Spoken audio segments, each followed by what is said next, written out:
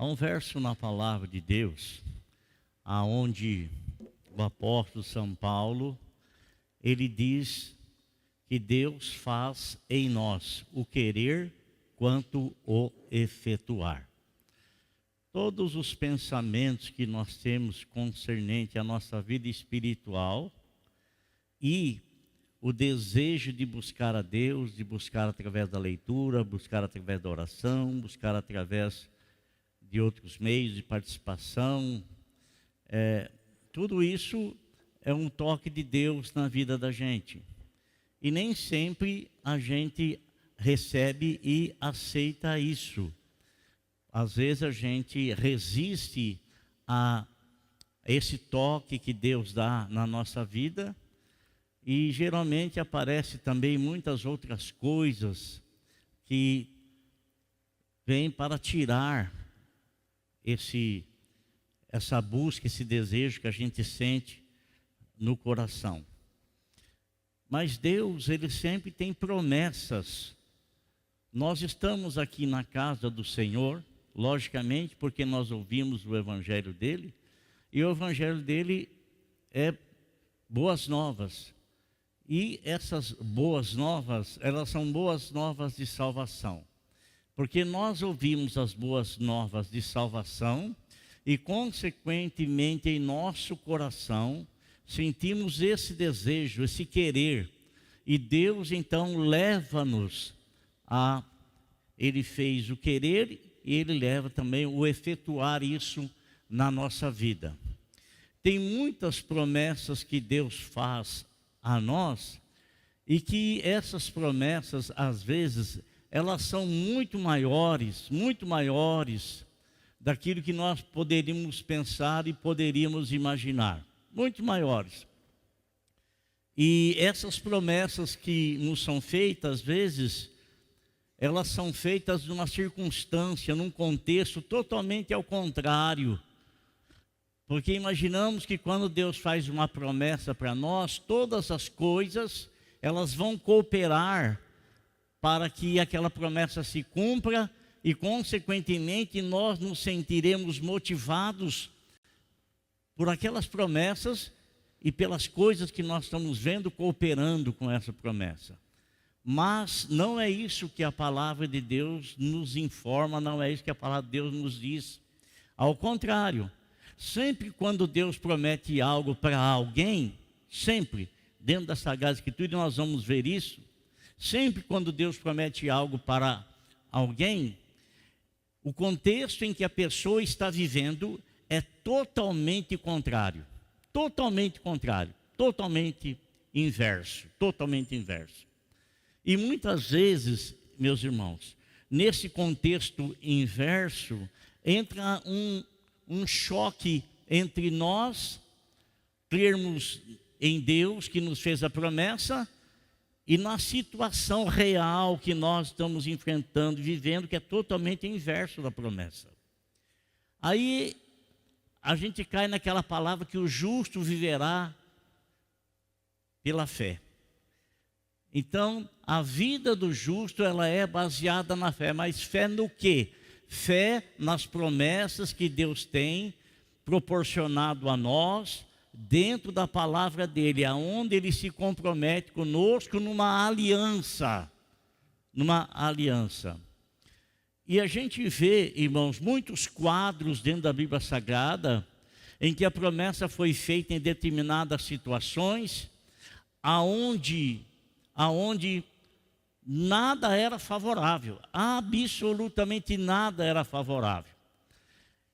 Vamos começar lá do princípio, né? Lá em Gênesis, no capítulo 18, quando Deus, Ele promete a Abraão e a Sara um filho. O que tem prometer um filho? Não tem nada. Só que Sara, ela era estéril. Só que quando Deus promete, os dois já estão numa idade bem avançada, biologicamente, e não podiam mais criar. Não tinham mais condições de criar. Então, a promessa de Deus está entrando em conflito com a situação deles, com a idade, com a situação biológica, totalmente em conflito. E a Bíblia nos fala, meus irmãos, que os dois riram da situação, os dois. Lá em Gênesis capítulo 17, versículo 17, diz que Abraão, ele riu, né? Vou ler aqui para vocês, não sei se vai dar tempo do menino jogar aqui no quadro, mas aqui Gênesis 17, 17, diz assim: Abraão prostrou-se com o rosto em terra, riu-se e disse a si mesmo: poderá um homem de 100 anos de idade gerar um filho?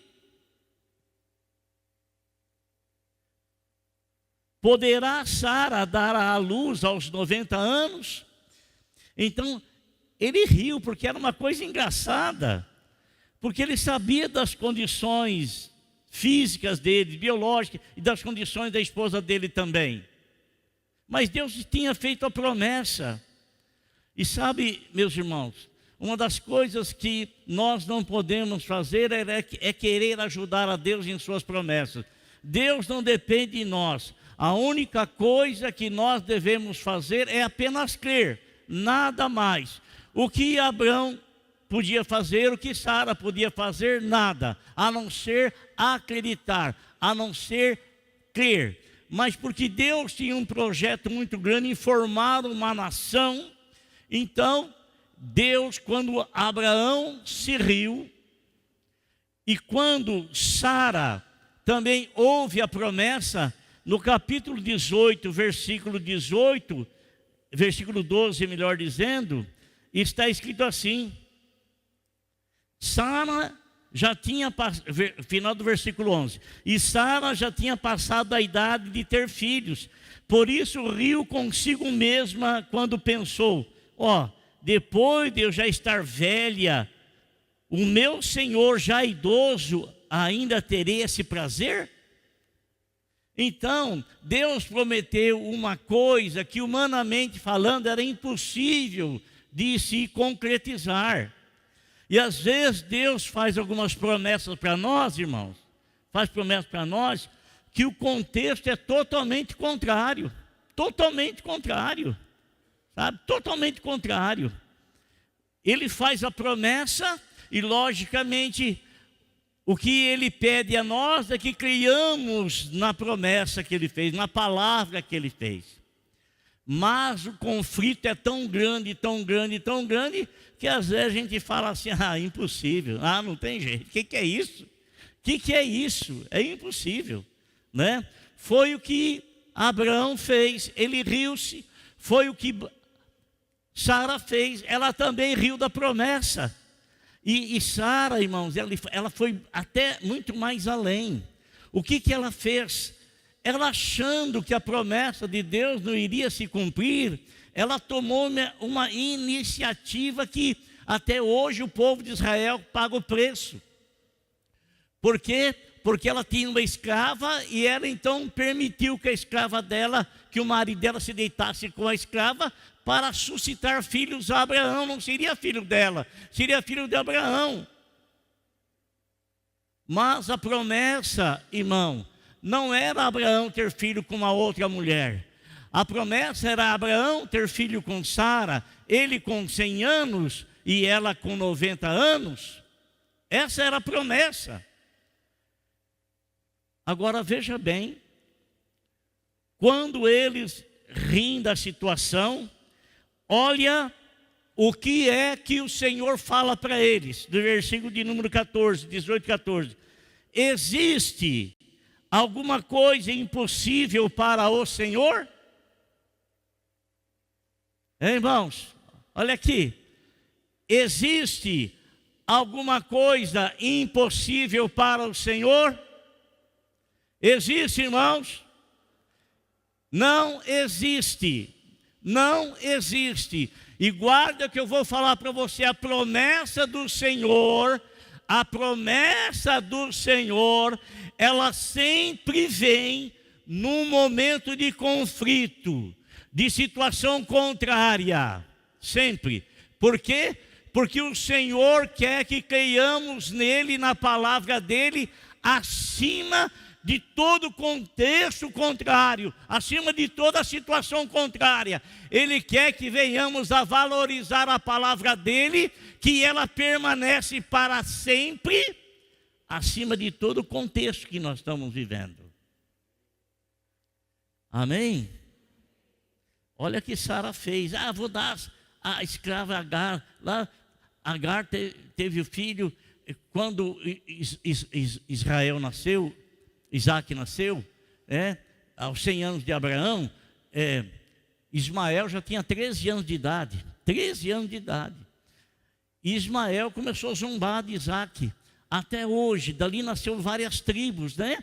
De Isaac virou Jacó, os 12 filhos, as 12 tribos de Israel, que formam a nação israelita hoje.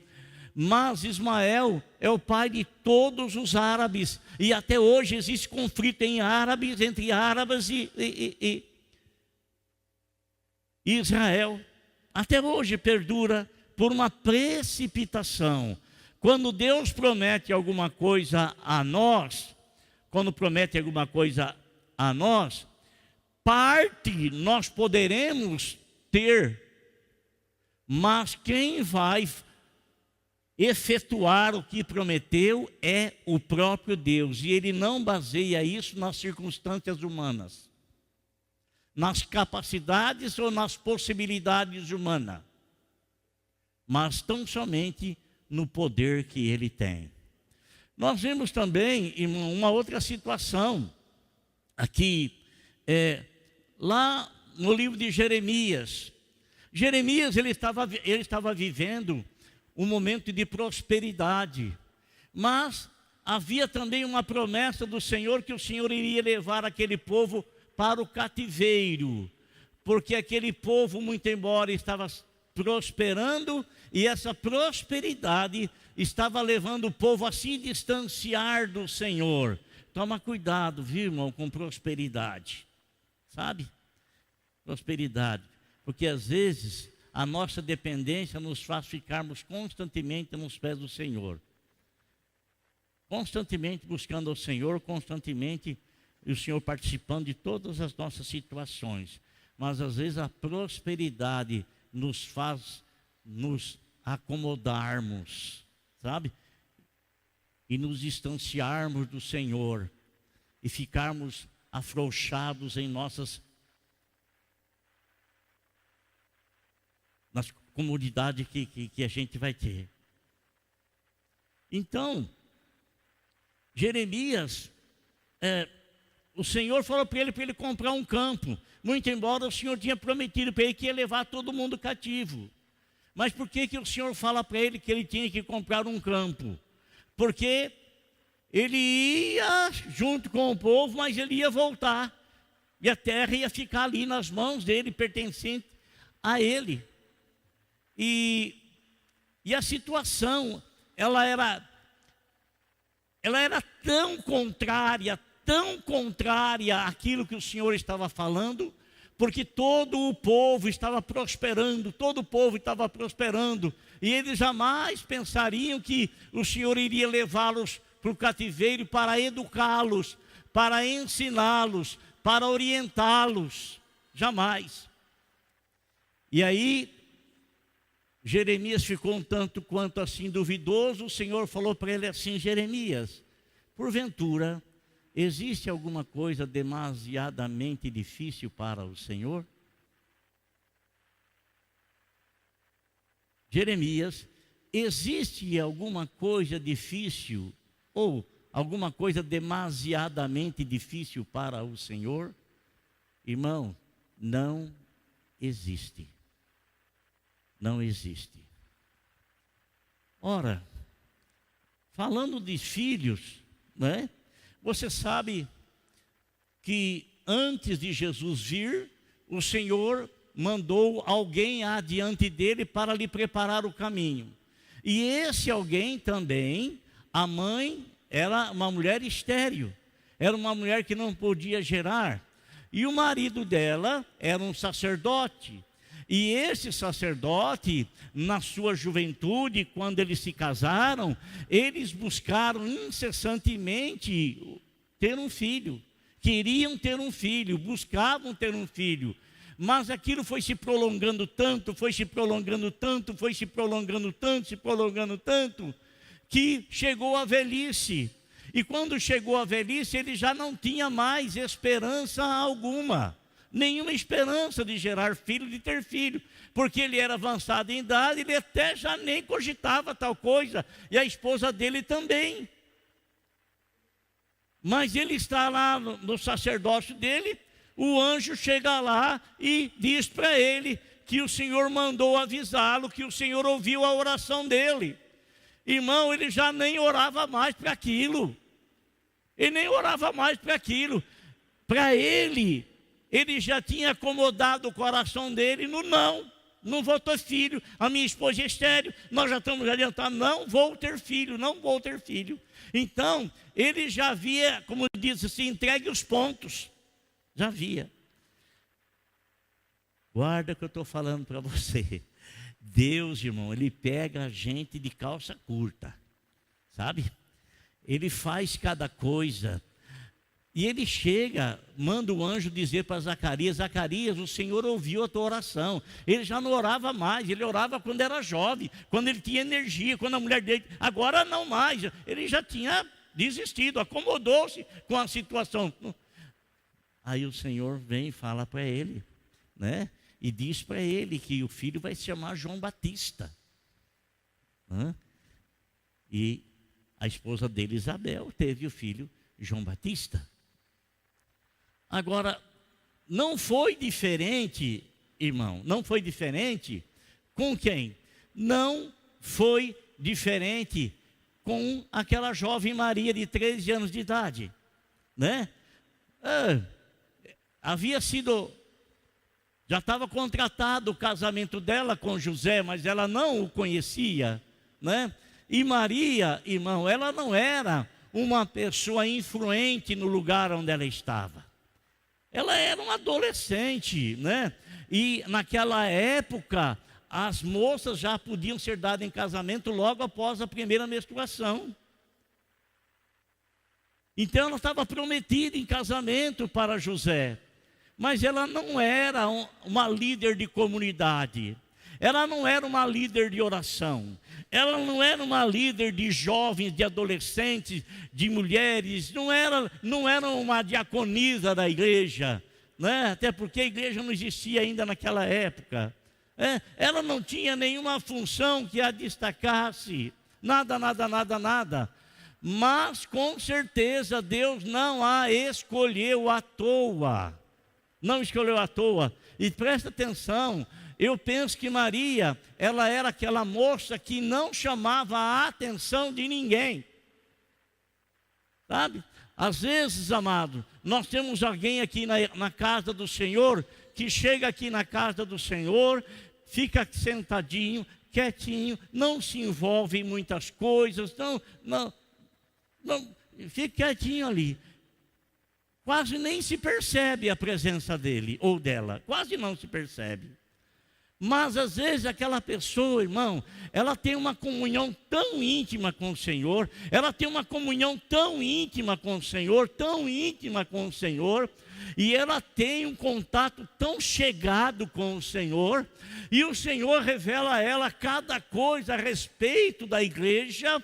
E essas coisas que são reveladas, o Senhor sabe que ela é uma pessoa muito discreta e que ela não vai abrir a boca dela para ninguém, porque o Senhor está mostrando algo para ela, porque ela busca o Senhor. Então o Senhor confia a ela a revelação, para que ela então busque o Senhor em favor daquilo que o Senhor a está mostrando. Está mostrando. Talvez nós tenhamos aqui várias pessoas deste jeito, dessa forma. Ela não está aqui em cima do púlpito como eu pregando, como os demais que estão aqui. Não está com o uniforme de um oficial da igreja. Não está, mas é alguém que sustém a vida do pastor, que sustém a vida de muitas pessoas que estão aqui em cima, através da oração, da intimidade com Deus. conhece profundamente o coração da pessoa, conhece intimamente a vida da pessoa, coisa que nós não fazemos, não conhecemos, mas ele é uma personagem, um guerreiro do Senhor de oração. Não é uma boca aberta, não é uma pessoa que fala pelos cotovelos, não, é uma pessoa que ela sabe com quem ela conversa, a quem ela leva, a quem ela leva a condição dela e condição das demais pessoas. Maria, irmão, ela não chamava a atenção de ninguém, mas tinha alguém que a sondava, tinha alguém que a assistia, tinha alguém que vivia perto dela, ao redor dela, observando o seu andar, observando o seu falar, observando a sinceridade do coração. E aí o que o Senhor faz? O Senhor manda o anjo Gabriel: vai lá, Gabriel, fala para ela que eu a escolhi para ser a mãe do Salvador. E o anjo Gabriel vem e começa um diálogo com ela, uma conversação com ela. E quando o anjo Gabriel fala: eu vim revelar para você, você vai ser a mãe do Salvador da humanidade. Eu?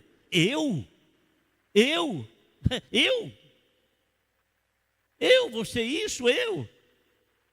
Ela não disse assim: não, eu mereço isso, eu tenho um troféu de dignidade diante do Senhor, de integridade diante do Senhor, eu sou merecedora disso, e o Senhor fez muito bem em me escolher. Não, nada disso. Ela se achou totalmente em si incapacidade, mas o Senhor a escolheu. O Senhor a escolheu. E, irmão, pensa você numa menina de 13 anos receber uma palavra como essa. Eu não quero dizer que hoje nós não podemos ter essas pré-adolescentes ou adolescentes de 13 anos que não venham a ter um contato assim com o Senhor. Tem sim, lógico que Maria só existiu uma, né? Mas existe a possibilidade, se aconteceu lá, existe a possibilidade de todos nós, igual aconteceu na vida de cada um dos personagens da Bíblia Sagrada. Há a possibilidade de nós sermos não idênticos, porque cada um é cada um, mas pelo menos temos a nossa qualidade de vida espiritual diante do Senhor. Podemos ter comunhão constante com o Senhor, podemos falar com o Senhor e saber que Ele está nos ouvindo, podemos ter a convicção de quando nós nos sentamos à mesa ou uma escrivaninha ou alguma coisa, para nós lermos a palavra do Senhor, de saber que aquele momento é o momento em que você está abrindo a Bíblia e o Senhor Deus vai dirigir você a algumas palavras que vai alcançar o teu coração. E você vai sentir a diferença do momento que você sentou, no momento que você levantou. O que Deus ministrou na tua vida, e você vai sair muito alegre, muito feliz, muito convicto, com muita certeza no coração da comunhão com o Senhor. Então, irmão, mas Maria, ela falou: mas como é que vai acontecer um trem desse? Eu não conheço homem nenhum. Aí o anjo falou para ela: vai ser assim, assim, assim, assim, assado. E como Maria ainda estava meio assustada, o anjo direcionou a ela uma palavra como direcionou para Sara. O anjo disse lá no capítulo 1, versículo 37 do livro de Lucas. O que ele falou para ela? O anjo disse para ela o seguinte: pois nada é impossível para Deus. Pois nada é impossível para Deus. Amém? Pois nada é impossível para Deus. Nada é impossível para Deus. Imagine você, irmão, o Senhor fazer com que uma mulher que não conhecia ninguém, fazer ser gerada no ventre dele o Salvador do mundo. O que o Senhor não pode fazer por nós? O que o Senhor não pode trabalhar na nossa vida? O que Ele não pode realizar?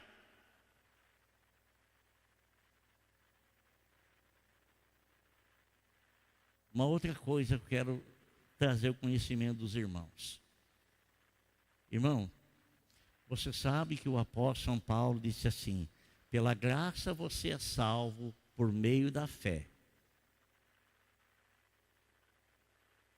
Isso não vem de vós, não vem de você. É um dom que vem de Deus, né?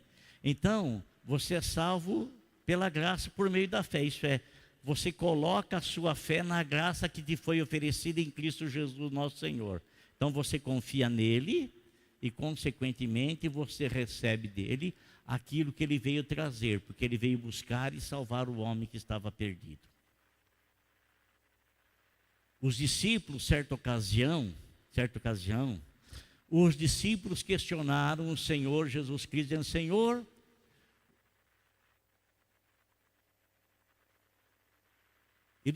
eles perguntam para o Senhor: o que nós devemos fazer para realizar as obras de Deus? O que devemos fazer para realizar as obras de Deus? E qual foi a resposta que o Senhor Jesus Cristo disse? O Senhor Jesus disse assim para eles: a obra de Deus é esta, que vocês creiam naquele que por ele foi enviado.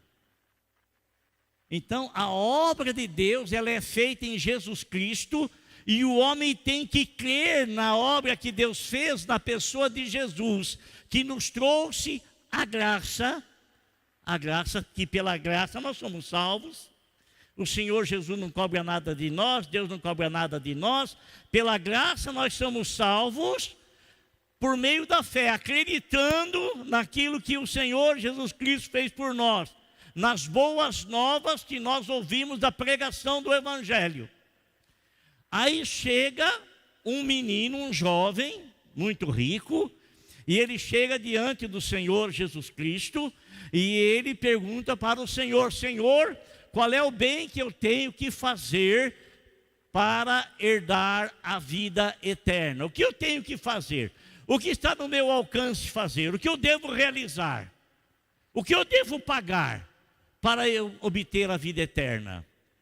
E o Senhor Jesus Cristo foi muito claro com ele, já que ele estava tentando, buscando, desejando ser salvo por méritos próprios, sem depender do Senhor, o que é impossível, o homem ser salvo sem depender do Senhor.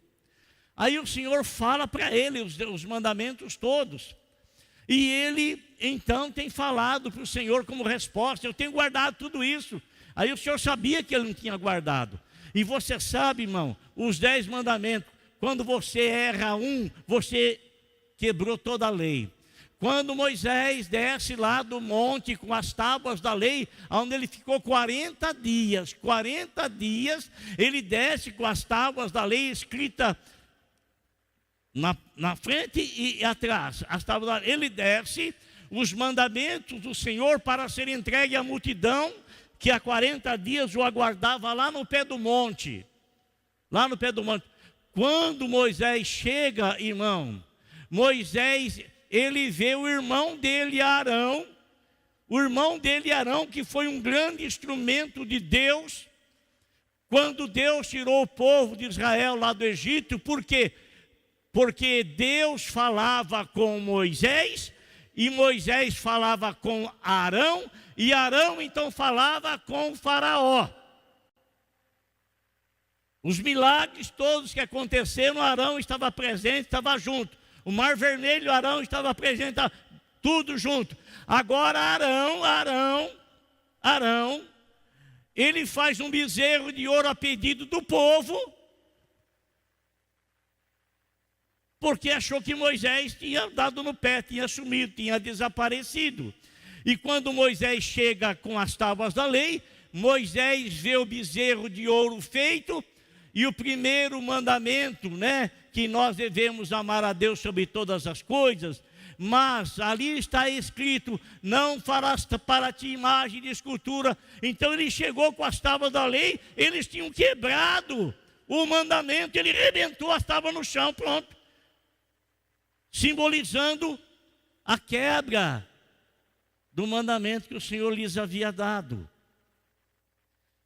Então, irmão, esse menino tenta, na conversa com Jesus, dizendo o seguinte: Senhor, eu tenho guardado todos. Mas o Senhor sabia que ele não estava guardando todos. O Senhor sabia que o coração dele estava nas riquezas dele. Então ele queria usar as riquezas dele para ser favorecido na salvação. E é uma coisa muito interessante que chama a nossa atenção.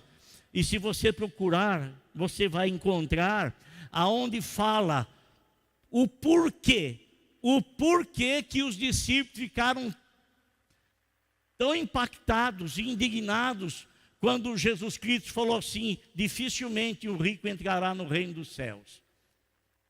Eles ficaram sem entender a situação, por quê? Porque na cabeça do judeu, na cabeça daquele povo, se uma pessoa, ele tinha riquezas na terra, é porque ele já tinha o favor de Deus. E se ele era favorecido por Deus na terra, consequentemente ele tinha o favor de Deus também no céu. E é por isso que o rapaz então falou com Jesus. E aí Jesus tocou bem na ferida dele. O Senhor falou para ele: você vai, vende tudo que você tem, dá aos pobres, vem e segue, então você vai ter um tesouro nos céus. Você sabe o que aconteceu. O menino saiu, foi embora, né? Aí Jesus volta-se para os discípulos e fala: olha, quão dificilmente um rico entrará no reino dos céus. É mais fácil um camelo passar pelo fundo de uma agulha do que um rico entrar no reino dos céus. Aí que eles ficam sem entender a situação. Aí eles fazem uma pergunta: mas então quem é que pode ser salvo?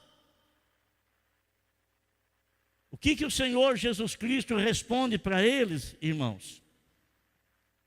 O Senhor Jesus Cristo diz para eles: o que é impossível para o homem é possível para Deus.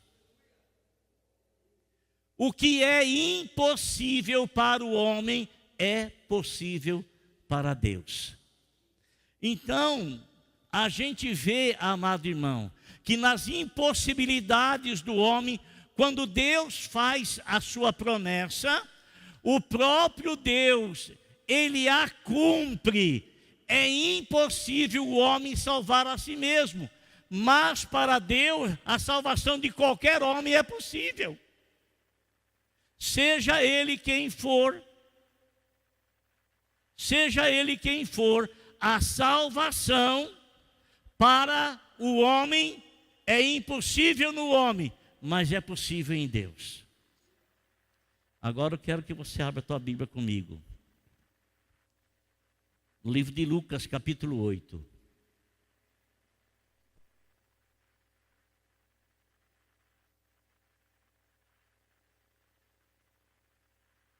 Lucas, capítulo 8, verso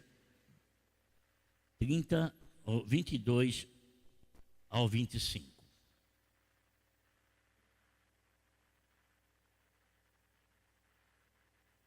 Está escrito assim: certo dia, Jesus disse aos seus discípulos. Eu quero dizer uma coisa para você. Um discípulo do Senhor é alguém que está aprendendo. E você sabe, meu amado irmão, que para você aprender a ler e a escrever, você pode ter sido ensinado pelos seus pais, você pode ter sido ensinado por uma professora numa escola pública, numa escola municipal ou do governo estadual, você pode ter sido ensinado numa escola particular, pode.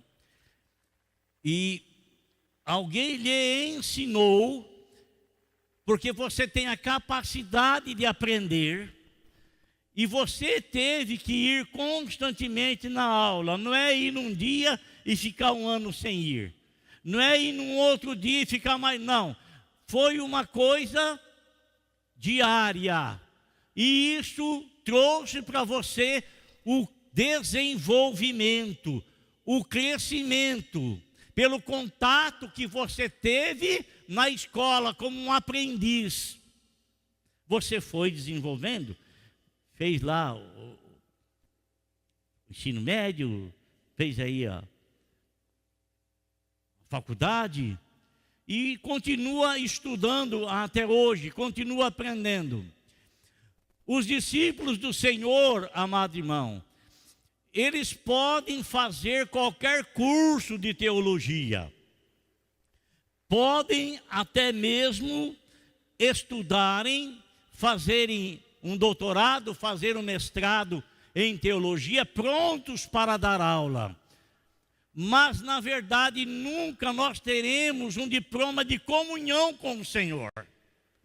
Podemos ter um diploma de algo que nós estudamos, mas nós não teremos um diploma de contato, de intimidade, de comunhão com o Senhor. Mas o discípulo é alguém que nunca deixa de aprender. Ele está constantemente aprendendo. Você aprende lendo na tua casa, você aprende estudando, você aprende na escola bíblica, você aprende aqui. E os discípulos do Senhor andaram 3 anos e meio com ele aprendendo. Isso não quer dizer que depois de 3 anos e meio, eles já estavam prontos para tudo e para todos. Não estavam. A comunhão com o Senhor, ela foi permanente na vida de todos eles. Eles foram se desenvolvendo, crescendo. Então, aqui nos diz a palavra, certo dia Jesus entrou com os seus discípulos no barco. A gente não sabe, irmãos, que o NVI aqui, a minha NVI está diferente. Certo dia Jesus disse aos seus discípulos, convidou-os, vamos para o outro lado do lago. Vamos para o outro lado do lago. Irmãos, o Senhor Jesus Cristo nos convida a entrarmos no barco com Ele. Com Ele. E esse barco, não diz ali se era barco de Pedro, se era barco de João, se era barco desse, se era barco daquele. Alguém era proprietário daquele barco. Alguém era. Eu sou levado a pensar, espiritualizando isso, que esse barco, a que nós somos convidados a entrar, todos nós por sermos discípulos, é um barco de grande aprendizado. É um barco de educação espiritual.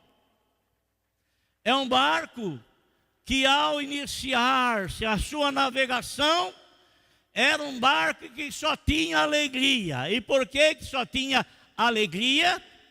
Porque o Senhor acabara de fazer um extraordinário milagre. E esses discípulos entram com ele no barco, e era um barco de testemunho, de contar coisas gloriosas e grandiosas que o Senhor havia feito. Muito embora o Senhor entrar com eles no barco, o Senhor vai lá para a polpa do barco para descansar, que ele estava cansado, foi descansar.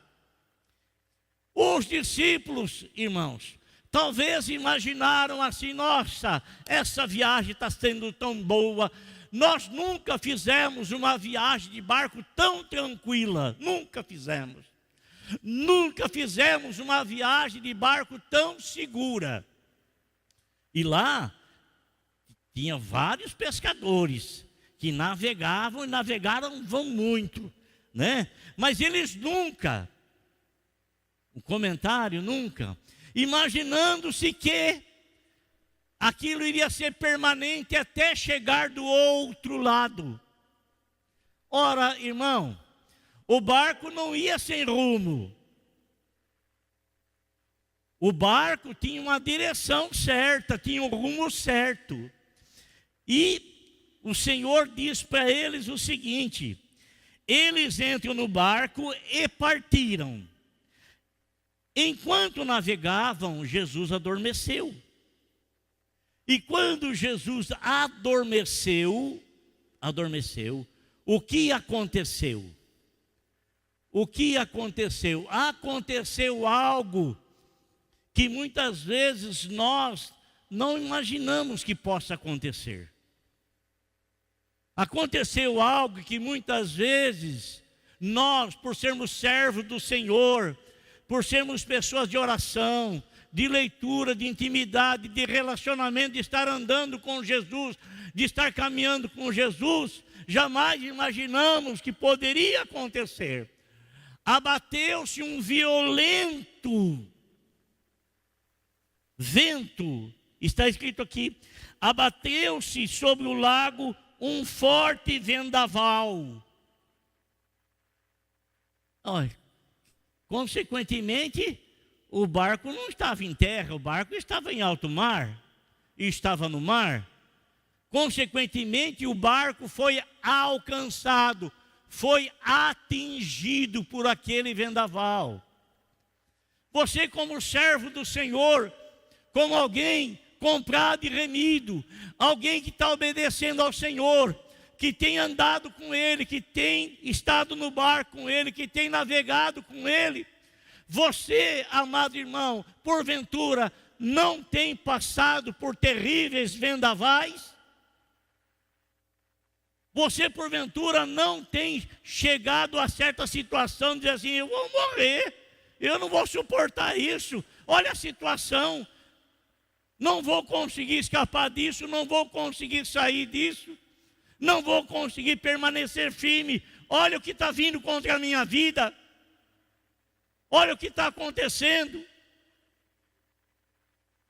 E você fica por demais apreensivo, você fica temeroso, você fica com medo. Ainda que você seja uma pessoa de comunhão com o Senhor, tem tempestade que vem na nossa vida e que traz temor, traz medo, traz angústia. Tempestades às vezes que traz decepções, tempestade às vezes que insurge contra nós, que rouba o nosso ânimo de navegar, que rouba o ânimo de estarmos no barco com Jesus. Porque o vento, ele é tão forte, tão forte, tão forte, tão forte, tão forte, tão forte. Tão forte é esse vento, que mesmo Jesus estando do nosso lado, a gente não consegue perceber, não consegue ver.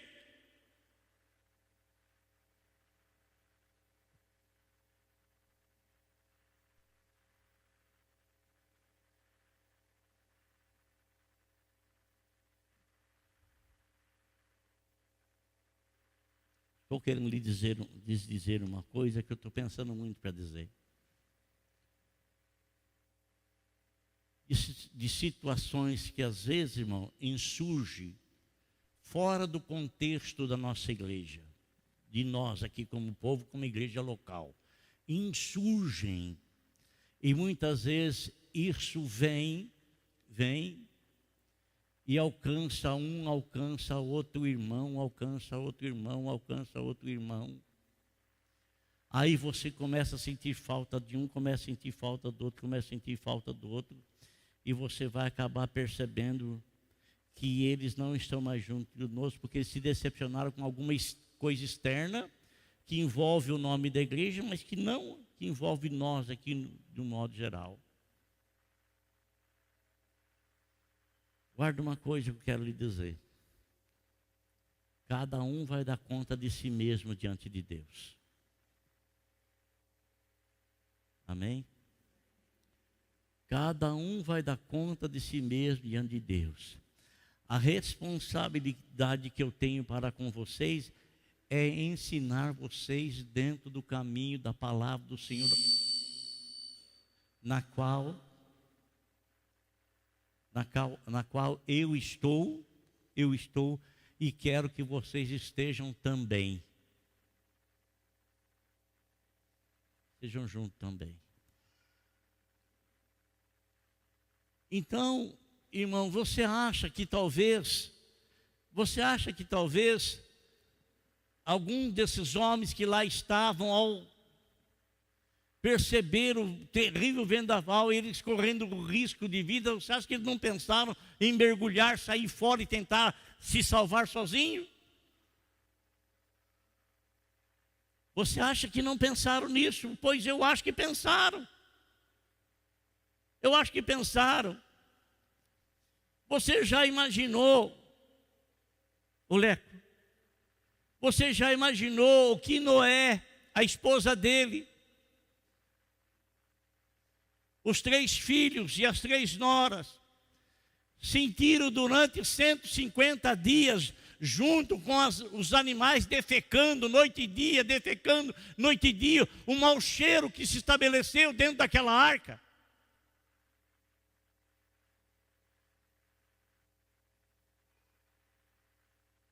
Você já imaginou isso, irmão? O mau cheiro que se estabeleceu dentro daquela arca. Mas mesmo assim, eles não podiam sair, porque se tentassem sair por causa do mau cheiro, iriam morrer afogados. A morte estava do lado de fora. Esses homens talvez, eu sei nadar, tenho capacidade para nadar, mas eles não iriam conseguir sobreviver.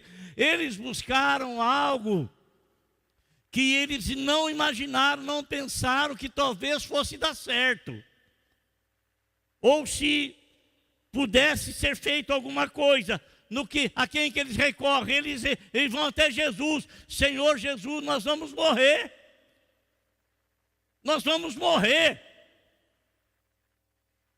E eles falam, eles não fazem uma interrogação para o Senhor Jesus, nós vamos morrer. Não, eles afirmam, Senhor, nós vamos morrer. Nós vamos morrer.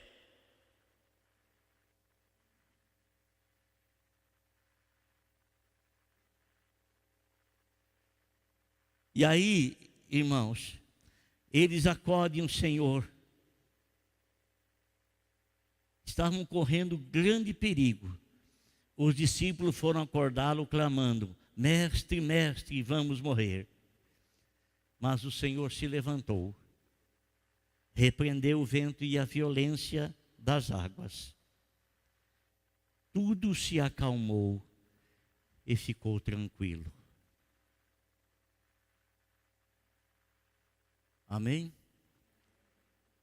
Vou chegar onde eu quero ainda.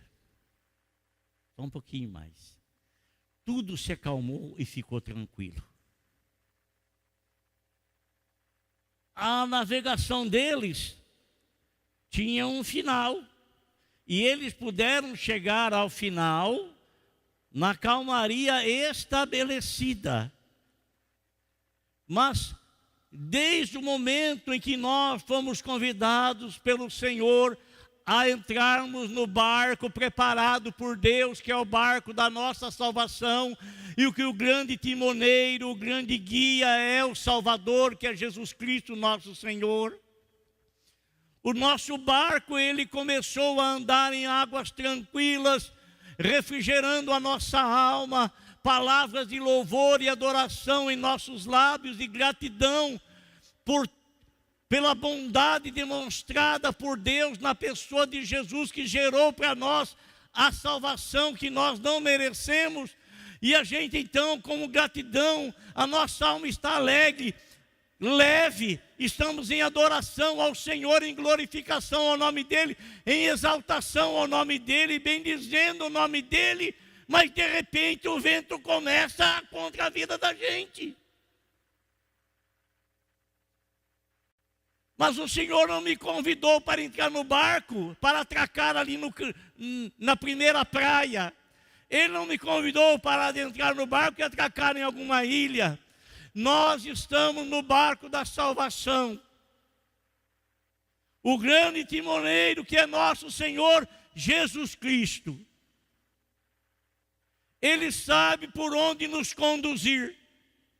Ele sabe por onde guiar esse barco da salvação. Ele sabe.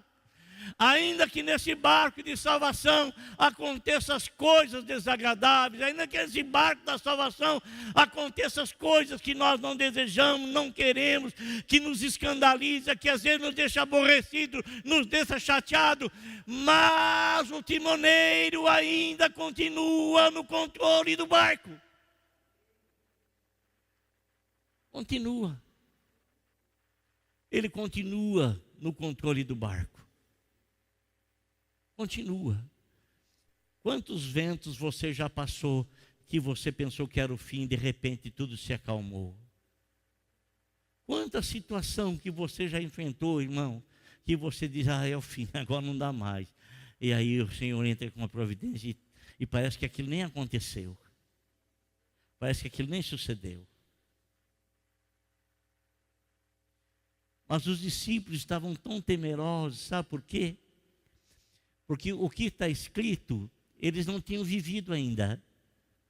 E o que está escrito, nós sabemos que eles viveram, nós sabemos que eles venceram em Cristo Jesus e por Cristo Jesus. Mas eles nunca, irmão, muito embora eles tenham visto o Senhor fazer milagres extraordinários, levantar o paralítico, curar o cego, fazer o mudo falar, o surdo ouvir, ressuscitar Lázaro depois de vários dias morto, 4 dias morto. Eles estão sofrendo uma situação que eles nunca tinham visto o Senhor fazer nada, operar. Aquela fúria do vento e do mar.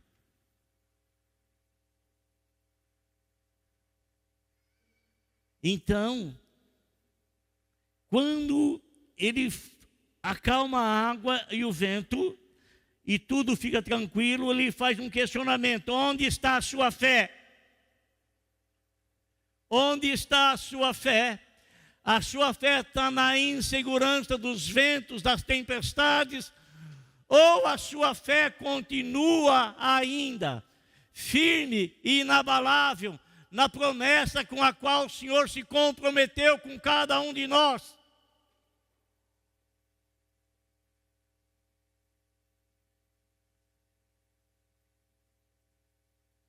Amedrontados e admirados, eles perguntaram uns aos outros: quem é este que até os ventos e as águas dá ordem e eles lhe obedecem? É aqui que eu queria chegar. Quem é este? Irmão, eles tinham visto muitas coisas, mas eles nunca tinham visto Jesus ordenar a água e o vento. Nunca tinham visto. Eles não sabiam que isso era possível para o Senhor.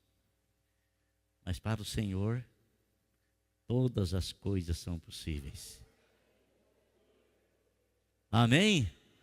Para o Senhor, todas as coisas são possíveis. Para o Senhor, todas as... Mas quem é esse que até o vento e o mar ordena e lhe obedecem? Quem é este? Quem é este? O Senhor pode, irmão, fazer por nós muito além, muito além, muito além. Ele é o Deus do impossível. Glória a Deus.